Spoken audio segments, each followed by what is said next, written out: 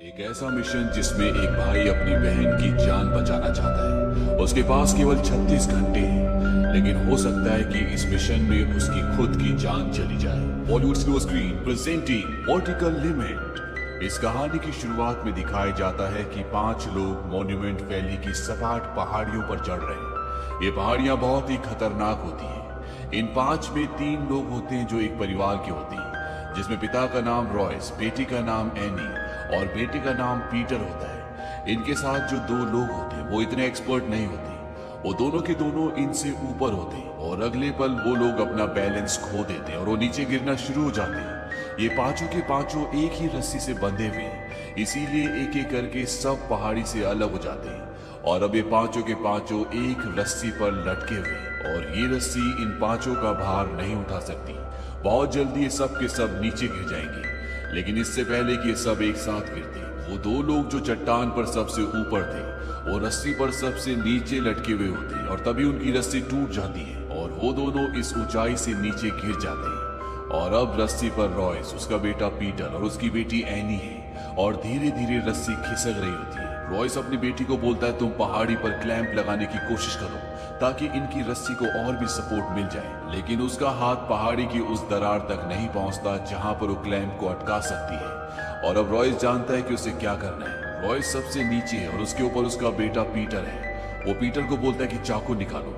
Peter चाकू निकालता है और वो कहता है कि रस्सी को काट दो ताकि मैं गिर जाऊं और रस्सी का भार कम हो जाए और तुम दोनों बच जाओ। वो अपने दोनों बच्चों को बचाना चाहता है। एनी ऐसा करने से पीटर को मना करती है। पीटर भी ऐसा नहीं करना चाहता, लेकिन उनके डैड जानते हैं कि अगर उसने ऐसा नहीं किया तो ये तीनों के तीनों मारे जाएंगे। रॉयस अपने बेटे को बोलता है कि तुम्हें पता है कि अगर तुमने रस्सी नहीं काटी तो क्या होगा, और मजबूरी में पीटर को रस्सी काटनी पड़ती है। हालांकि एनी इसके खिलाफ होती है और अब रॉयस की मृत्यु हो जाती है। रॉयस ने अपने बच्चों को बचाने के लिए अपना बलिदान दे दिया और 3 साल बाद ये दिखाया जाता है कि पीटर उस घटना के बाद कभी पहाड़ नहीं चढ़ा। वो अब नेशनल ज्योग्राफी चैनल के लिए काम करता है और जब वो एक डॉक्यूमेंट्री शूट कर रहा होता है तो उसे पता चलता है कि एक टीम K2 के पहाड़ पर चढ़ने वाली है। K2 दुनिया की दूसरे नंबर की सबसे ऊंची पहाड़ी है और उसे ये भी पता चलता है कि इस टीम में एनी भी है, यानी कि उसकी बहन भी इस टीम में है। उसकी बहन अब एक बहुत ही फेमस पर्वतारोही है, उसका बहुत नाम है और वो अपनी बहन से मिलने जाता है। दरअसल आज भी उसकी बहन अपने पिता की मौत का कारण अपने भाई पीटर को समझती है। उसने आज तक उसे माफ नहीं किया। पीटर को पता चलता है कि 5 लोगों की टीम, जिसमें एक उसकी बहन भी है, K2 की पहाड़ी पर चढ़ेगी और बुधवार तक उन्हें वहां शिखर तक पहुंचना है। इन 5 में एक आदमी है जिसका नाम है एलियट वैंग, जो कि बहुत अमीर आदमी है और उसने एक एयरलाइंस खरीदी है और बुधवार को जब वो शिखर पर होगा तो उसकी एयरलाइंस की पहली फ्लाइट K2 की पहाड़ी के ऊपर से गुजरेगी और उस वक्त वो वहां पर होगा। ये एक तरह का उसकी एयरलाइंस का प्रचार है जिसके लिए वो सबको अच्छे खासे पैसे देगा। अब जिस दिन इन्हें पहाड़ी पर चढ़ना होता है उससे एक रात पहले वो यहाँ पर अच्छी खासी पार्टी देता है और तभी यहाँ पर एक आदमी आता है। इस आदमी का नाम विक है, जो कि पहले भी K2 की पहाड़ी पर चढ़ चुका है। इसे यहाँ के चप्पे चप्पे के बारे में पता है और वो एलियट से पूछता है कि अगर ऊपर मौसम खराब हो गया तो तब तुम क्या करोगी। एलियट कहता है कि हमारे साथ मौसम का एक्सपर्ट है और अगले 2 महीनों तक मौसम खराब होने वाला नहीं है। विक कहता है कि अगर ऊपर मौसम खराब हो जाए तो इंसान वही मर जाते हैं। तुम में से कौन ईश्वर का रोल अदा करेगा?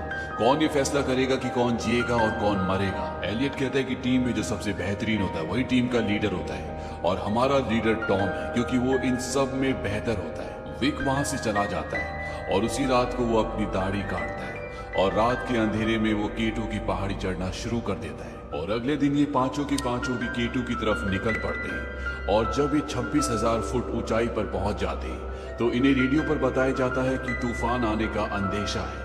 इनका जो लीडर होता है जिसका नाम टॉम है, वो कहता है कि हमें वापस जाना चाहिए, लेकिन एलियट ऐसा नहीं करना चाहता। वो कहता है कि हम अपने पहले पड़ाव से सिर्फ 1 घंटे की दूरी पर है और वैसे भी तूफान बहुत धीरे धीरे बढ़ रहा है और हो सकता है कि वो उत्तर की तरफ मुड़ जाए, जैसा कि हमें रेडियो में बताया गया, इसलिए हमें आगे बढ़ना होगा। हालांकि टॉम आगे नहीं बढ़ना चाहता, लेकिन एलियट और एनी चाहते हैं कि उन्हें आगे बढ़ना चाहिए और ये पांचों के पांचों अब 26,000 फुट की ऊंचाई से और भी ऊपर बढ़ना शुरू कर देते हैं। और जब ये बात नीचे बेस कैंप में पीटर को पता चलती है कि वो तूफान की चेतावनी के बाद भी आगे बढ़ रहे हैं, तो इस बात से वो चिंतित होता है और वो एक बार फिर से टॉम को बताता है कि दक्षिण से तुम्हारी ओर तूफान बढ़ रहा है और अगर तुम वापस नहीं आए तो तुम सब के सब फंस जाओगे। टॉम एलियट को कहता है कि हमें वापस चलना चाहिए, लेकिन एलियट टॉम को एक बार फिर से कन्विंस कर लेता है कि हमें आगे बढ़ना होगा। वो कहता है कि तुम 2 बार एवरेस्ट के ऊपर चढ़ चुके हो और आज अगर तुम उस तूफान के डर से, जिसके आने की चांसेस बहुत कम है, वापस लौट गए तो तुम्हें इस बात का दुख हमेशा रहेगा। और एक बार फिर ये पांचों के पांचों आगे बढ़ना शुरू कर देते हैं। और जब नीचे से दूरबीन से पीटर देखता है कि ये लोग अभी भी वापस नहीं आ रहे, तो वो बहुत चिंतित हो जाता है, क्योंकि इन पांचों में एक उसकी बहन भी है। अपने पिता को वो पहले खो चुका है, अब वो अपनी बहन को नहीं खोना चाहता। वहीं ऊपर पहाड़ पर जब ये पांचों लोग आगे बढ़ रहे होते हैं, तभी वहां पर तूफान शुरू हो जाता है और ये तूफान इतना तेज होता है कि इन्हें आगे कुछ भी नहीं दिख रहा होता। ये सब धीरे धीरे आगे बढ़ रहे होते हैं और तभी एनी के पैरों के नीचे से बर्फ खिसक जाती है और वो 2 चट्टानों के बीच में गिरना शुरू हो जाती है। ये पांचों के पांचों रस्सी से बंधे हुए होते हैं, इसीलिए एनी के साथ साथ सब खींचे चले आते हैं। और जब एनी सरफेस से 2 फुट ऊपर होती है तो उसकी रस्सी अटक जाती है और अगली पल वो रस्सी टूट जाती है, जिससे एनी को चोट नहीं लगती। लेकिन अब वो एक खाई में फंस चुकी है। बाकी ऊपर 4 लोग ठीक होते हैं, लेकिन यहाँ पर तूफान होता है और अगले पल ऊपर से बहुत सारी बर्फ खिसक कर इनकी तरफ आना शुरू हो जाती है, जिस वजह से 2 लोग और उसी जगह फंस जाते हैं जहां पर एनी है और 2 लोगों की मौत हो जाती है। यानी कि उस खाई में अब ये 3 लोग फंस चुके हैं और ऊपर से वो खाई पूरी तरह से बर्फ से ढक चुकी है, यानी कि चाहकर भी ऊपर से नहीं निकल सकते। और अब यहाँ पर एनी, एलियट और टॉम तीनों फंस चुके हैं। नीचे से इनसे रेडियो से संपर्क करने की कोशिश की जाती है, लेकिन इनसे किसी भी तरह का कोई भी संपर्क नहीं होता, क्योंकि इनके रेडियो पर सिग्नल नहीं होते। एनी को मोर्स कोड की लैंग्वेज आती है और उसके भाई को भी, इसीलिए वो अपने भाई को मोर्स कोड के जरिए बताती है कि यहाँ पर हम 3 लोग जिंदा हैं और बर्फ के नीचे फंसे हुए। मोर्स कोड एक ऐसी भाषा होती है जिससे हम क्लिक्स के जरिए दूसरों को संदेश भेज सकते हैं और एनी मोर्स कोड का इस्तेमाल करती है, क्योंकि बचपन में उसके पिता ने उसको और उसके भाई को ये भाषा, ये कोडिंग सिखाई थी। और अब नीचे लोगों को पता है कि ऊपर 3 लोग जिंदा हैं, वो फंसे हुए हैं और पीटर अपनी बहन को बचाने के लिए जाना चाहता है। उसे बताया जाता है कि वो 36 घंटों से ज्यादा जिंदा नहीं रह सकते, इससे ज्यादा की सप्लाई उनके पास नहीं है और साथ ही साथ इन्हें ये भी नहीं पता कि वो चट्टानों में कहां फंसे हुए हैं और अगर इन्हें पता भी चल जाए तो ये बर्फ को कैसे खोदेंगे। इसीलिए पाकिस्तानी आर्मी के पास जाते हैं, जो इन्हें नाइट्रोग्लिसरीन बॉम्ब देते हैं और इस बॉम्ब के धमाके से चट्टानों को तोड़कर नीचे उन तीनों तक पहुंच सकते हैं। लेकिन अभी भी यहाँ पर सब जाने के लिए तैयार नहीं होते, क्योंकि ये सफर बहुत खतरनाक है। लेकिन जब एलियट की कंपनी ये बोलती है कि जो भी इस सफर पर जाएगा उसे 50 लाख रुपए मिलेंगे, तो यहाँ पर एक टीम तैयार हो जाती है जो पीटर के साथ जाना चाहती है। लेकिन सफर से पहले पीटर को बताया जाता है कि इन्हें अपनी टीम में विक को भी शामिल करना चाहिए। विक वही बूढ़ा आदमी है जिसने इन सब को सफर पर जाने से पहले चेतावनी दी थी और खुद भी वो रात को उसी पहाड़ की ओर चला गया था। दरअसल 4 साल पहले 9 अमेरिकन की एक टीम इसी पहाड़ पर गई थी और ऊपर एक भयानक तूफान आ गया और उस टीम में विक की पत्नी भी थी, जो एक टूरिस्ट गाइड थी। हालांकि विक को सबने मना किया, लेकिन फिर भी वो अपनी पत्नी को वहां ढूंढने के लिए गया, लेकिन उसे अपनी पत्नी वहां पर नहीं मिली।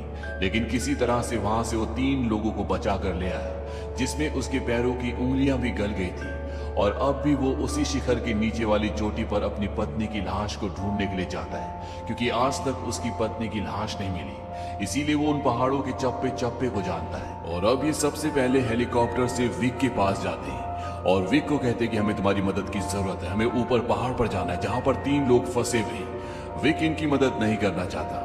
पीटर कहता है कि आप मेरे पिता के साथ एवरेस्ट की पहाड़ी पर चढ़े थे।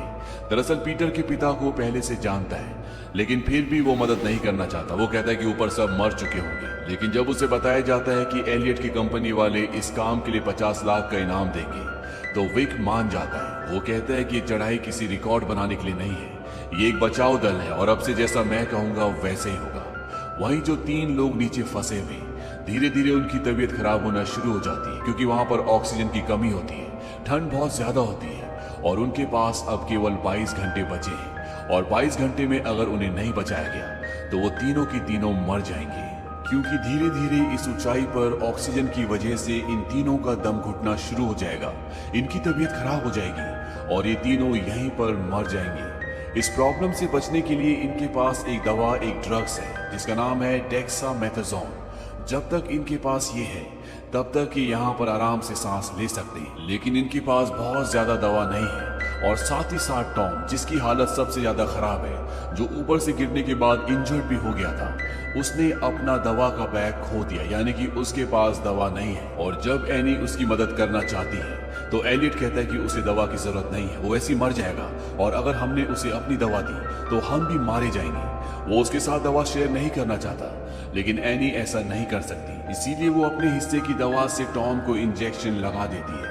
हालांकि ये दोनों यहाँ पर एलियट की वजह से फंसे, लेकिन एलियट को इन दोनों की जिंदगी की कोई परवाह नहीं, वो किसी भी कीमत पर अपने आप को बचाना चाहता है। वहीं दूसरी तरफ पीटर, विक और उसके साथ 4 और लोग हेलीकॉप्टर से ऊपर पहाड़ियों तक पहुंच जाते हैं, लेकिन आगे का सफर इन्हें पैदल ही तय करना होगा। इसीलिए दो लोगों की 3 टीम्स बनाते हैं और अलग अलग रास्तों से उस जगह तक पहुंचने की कोशिश करते हैं जहां पर वो तीनों लोग बर्फ के नीचे दफन हैं। पीटर और विक एक साथ होते हैं और जब पीटर और विक पहाड़ों से ऊपर चढ़ रहे होते हैं तो विक पीटर को बोलता है कि तुमने अपने पिता की रस्सी काट कर अच्छा किया, अगर उनके पास चाकू होता तो वो भी यही करते। हालांकि आज तक उसके दिल में ये गिल्ट होता है कि उसने अपने पिता की रस्सी काटी, इसीलिए उसने उस घटना के बाद पहाड़ चढ़ना छोड़ दिया और आज वो कई सालों के बाद पहाड़ों पर चढ़ रहा है, वो भी सिर्फ अपनी बहन को बचाने के लिए। यहाँ से विक उन्हें इन्फॉर्म कर देता है कि हम तुम तीनों को बचाने के लिए जल्द से जल्द आ रहे हैं। विक एलियट को बिल्कुल भी पसंद नहीं करता क्योंकि वो जानता है कि वो एक अच्छा इंसान नहीं है। वहीं अब एनी की तबीयत भी खराब होना शुरू हो जाती है। टॉम उसे कहता है कि तुम्हें इंजेक्शन लेना चाहिए, लेकिन एलियट कहता है कि अब उसे इंजेक्शन नहीं मिलेगा क्योंकि मैंने उसे मना किया था कि वो तुम्हें इंजेक्शन ना दे, उसने तुम्हें इंजेक्शन दिया, इसीलिए अब उसे इंतजार करना होगा। एनी एलियट को कहती है तुम जिंदा रहना चाहते हो ना, वो देखो सामने एक बैग पड़ा है जिसके अंदर दवा है, जाओ और उस बैग को ले आओ। दरअसल सामने इन्हीं में से एक का बैग पड़ा होता है जिसके अंदर दवा है, लेकिन वहां पर जाना बहुत खतरनाक है क्योंकि वहां जाने पर इनकी जान भी जा सकती है। वो ऐसी जगह पर पड़ा होता है जहां से बैग लाना बहुत मुश्किल है और एलियट वहां पर नहीं जाना चाहता क्योंकि उसे अपनी जान से बहुत ज्यादा प्यार है। एनी ये डिसाइड करती है कि वो उस बैग को लेने के लिए जाएगी। वो वहां पर जाती है और अपनी जान पर खेलकर वो उस बैग को ले आती है। जब वो बैग खोलकर देखती है तो उसके अंदर अभी भी दवा की 4 ट्यूब्स बाकी होती है। वो उसमें से एक इंजेक्शन टॉम को दे देती है। हालांकि एनी की तबीयत भी अब खराब है, लेकिन इतनी जल्दी वो भी इंजेक्शन नहीं ले सकती क्योंकि उसे अपने आप को जिंदा रखने के लिए इन इंजेक्शंस की जरूरत होगी। वहीं बाहर 3 टीम्स में से एक टीम जिसमें एक लड़का और लड़की होती है जो इन्हें बचाने के लिए यहाँ पर आ रहे हैं। वहां पर लड़के का पैर स्लिप हो जाता है और वो चट्टान के किनारे से लटक जाता है। लड़की उसे बचाने की कोशिश करती है, लेकिन इस कोशिश में वो खुद भी चट्टान से लटक जाती है और तभी इनके बैग से बॉम्ब नीचे गिर जाता है और जैसे वो नीचे गिरता है यहाँ पर एक बहुत बड़ा धमाका होता है। हालांकि इस धमाके में दोनों की जान बच जाती है। वो वापस ऊपर चला जाता है और तभी एक बर्फ का सैलाब उसकी तरफ आता है जो उसे अपने साथ बहा कर ले जाता है और उसकी मौत हो जाती है। लड़की की जान बच जाती है क्योंकि उस वक्त वो चट्टान पर लटकी हुई थी और कुछ ही देर बाद वो पीटर तक पहुंच जाती है। अब यहाँ पर बहुत बड़ा धमाका हुआ होता है, इसीलिए नीचे आर्मी इन्हें ऊपर इन्फॉर्म करती है कि इस बॉम्ब को धूप में मत रखना, नहीं तो ये अपने आप ही फट जाएगा। और जब ये बात पीटर को और विक को पता चलती है तो वो अपना बैग छांव में ले जाती है और उसके ऊपर बर्फ डाल देते हैं। और अब ये इंफॉर्मेशन वो अपनी दूसरी टीम को, जिसमें 2 लोग हैं, उन्हें भी देते हैं। वो भी अपना बैग छांव में ले जाते हैं, लेकिन उनके बैग में जो बॉम्ब होता है उससे नाइट्रोग्लिसरीन लीक हो रहा होता है जिसकी वजह से वहां पर ब्लास्ट होता है और इन दोनों की मृत्यु हो जाती है। अब यहाँ पर ब्लास्ट की वजह से बहुत सारी बर्फ छट जाती है और उसी बर्फ के अंदर से एक औरत की डेड बॉडी विजिबल होती है और ये और कोई नहीं बल्कि विक की पत्नी है जिसकी मृत्यु आज से 4 साल पहले एक बर्फ के तूफान में यही इन पहाड़ों पर हो गई थी। और पिछले 4 सालों से वो अपनी पत्नी की डेड बॉडी को ढूंढ रहा होता है। वो अपनी पत्नी के गाल पर हाथ लगाता है और उसके गले में जो अंगूठी होती है वो उसे अपने हाथ में पहन लेता है। इसके बाद वो बर्फ में कुछ ढूंढने लगता है और तभी पीछे से पीटर आता है। वो उसे एक बॉक्स दिखाता है। वो कहता है क्या तुम इसे ढूंढ रहे हो? विक उससे वो बॉक्स ले लेता है, उसे खोल कर देखता है और उसके अंदर दवा नहीं होती। दरअसल ये उसकी पत्नी का बॉक्स होता है और इसके अंदर डेक्स दवा थी। 4 साल पहले उसकी पत्नी जब इन पहाड़ों पर तूफान में फंस गई थी तो उसकी दम घुटने की वजह से मौत हो गई और अगर उसे डेक्स दवा दी जाती तो उसकी मृत्यु नहीं होती। हालांकि विक अपनी पत्नी को बचाने के लिए आया था, लेकिन तब तक बहुत देर हो चुकी थी और उसने यहाँ से 3 लोगों को बचाया था और उन तीनों में एक एलियट भी था जो उसकी पत्नी के साथ ही था और उसने अपने इंटरव्यू में कहा था कि उनकी दवा का बॉक्स खो गया था। लेकिन विक जानता था कि वो झूठ बोल रहा है और अब जब उसे बॉक्स मिल गया उसके अंदर एक भी दवा नहीं है। इसका मतलब ये था कि सारी की सारी दवा एलियट ने खुद ले ली थी। उसने विक की पत्नी को दवा नहीं लेने दी, जिसकी वजह से दम घुटकर उसकी मृत्यु हो गई। विक कहता है कि मैं उसे नहीं छोड़ूंगा। पीटर कहता है कि मैं तुम्हें उसे मारने नहीं दूंगा। विक कहता है ये मत भूलो कि तुम कहां पर हो, ये 24,000 फुट ऊंचाई है, यहाँ पर तुम अपने पैरों पर ठीक से खड़ी भी नहीं हो सकती और अब एलियट को मुझसे कोई नहीं बचा सकता। विक वहां से अकेला ही आगे के सफर पर निकल जाता है और रात को एनी रेडियो पर अपने भाई को कॉल करती है। अब ये आसपास है, इसीलिए इनकी आपस में बात हो पा रही होती है और वो अपने भाई से कहती है कि तुम वापस चले जाओ, क्योंकि जब तक तुम यहाँ पर पहुंचोगे हम में से कोई भी जिंदा नहीं बचेगा। और वो ऐसा इसलिए कहती है क्योंकि उसकी हालत बहुत ज्यादा खराब होती है। टॉम भी लगभग मरने वाला होता है और एलियट की भी तबीयत अब खराब होना शुरू हो गई होती है। अभी टॉम 24,000 फुट की ऊंचाई पर होता है और ये लोग 26,000 फुट की ऊंचाई पर फंसे हुए हैं, यानी कि वहां पहुंचने में उसे अभी भी कई घंटे लगेंगे। जबकि एनी उसे बताती है कि अगले 2 घंटे में शायद हम मर जाएं। पीटर कहता है कि मैं वापस नहीं जाऊंगा, चाहे कुछ भी हो जाए मैं तुम तक पहुंचूंगा।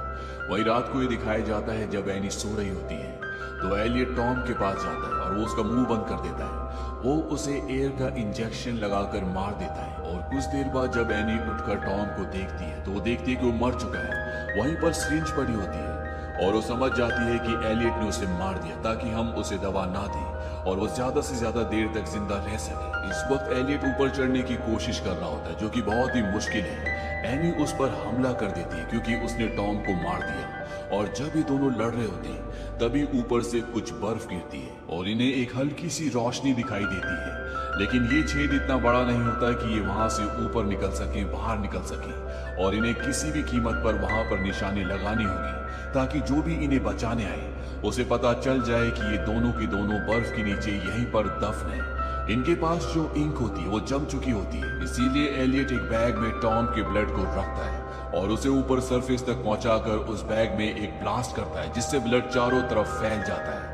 वहीं दूसरी तरफ ये दिखाया जाता है कि पीटर अपनी जान पर खेलकर शॉर्टकट रास्ते से यहाँ तक पहुंच जाता है। उसके साथ वो लड़की भी होती है जो बच गई थी और जब पीटर यहाँ पर ब्लड देखता है वो समझ जाता है कि उसकी बहन और बाकी के लोग नीचे हैं।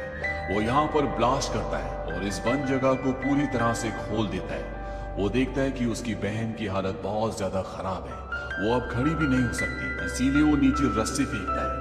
एलियट उसकी बहन को रस्सी पर बांध देता है, लेकिन उसे खींचना इतना आसान नहीं है।